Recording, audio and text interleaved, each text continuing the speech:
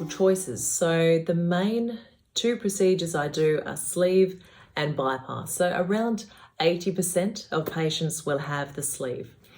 15% will have a bypass, and 5% I'll make something up depending on what procedures they've had in the past. So a sleeve gastrectomy used to be called a vertical sleeve gastrectomy, although nowadays it's more curved, so it's more often called a laparoscopic sleeve gastrectomy.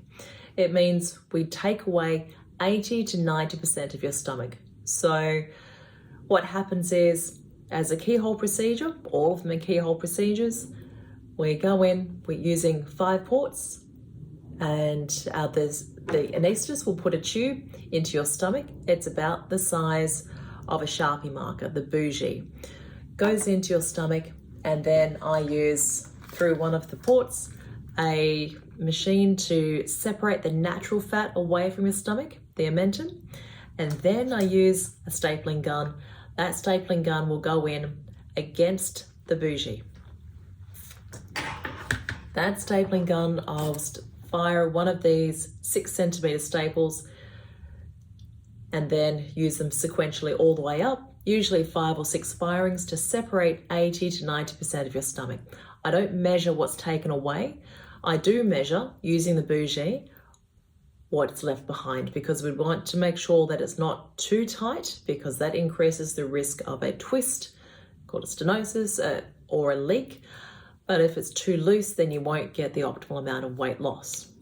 All right, then after that, the stomach is removed, sent off to pathology. You spend your 2 nights in hospital.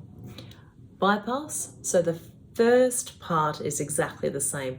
We still need to create the pouch. And so the pouch is essentially the sleeve. I use these staples, I go across and then up. And so if you've got a stomach, you're going across first and then you're going up along the bougie. Second part, now that you've made your pouch, I need to go down, count out bowel, depending on whether it's a mini gastric bypass, the Omega, or a Roux-en-Y gastric bypass.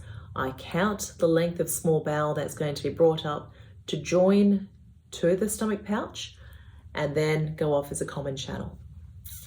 If it's a mini or one anastomosis gastric bypass, that's generally about 1.5 meters. If it's a Roux-en-Y, depends on the indication for the Roux-en-Y as to what the lengths are for your loop of small bowel going up to the pouch and the loop of small bowel joining to your common channel. After the procedure, and they're always done as keyhole or laparoscopic procedures, you'll be in hospital for 2 nights. After a bypass, I will get you to have a barium swallow day 1 post-op. So I'll see you on the ward either the night of surgery or the morning after, depending on the time of day. And then day 1 after bypass, you'll have a barium swallow down in radiology. And day 2, you'll be able to go home.